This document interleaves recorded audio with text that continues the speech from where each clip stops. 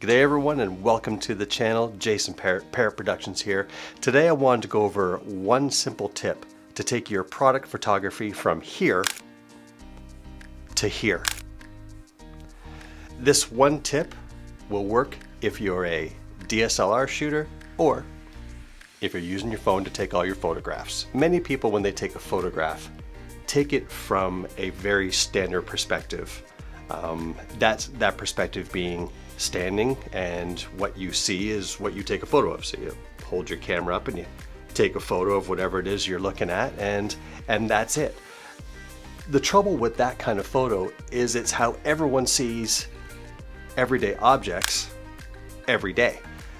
So there's nothing interesting to it, but you change that perspective slightly, all of a sudden it can be bold, ethereal, dynamic.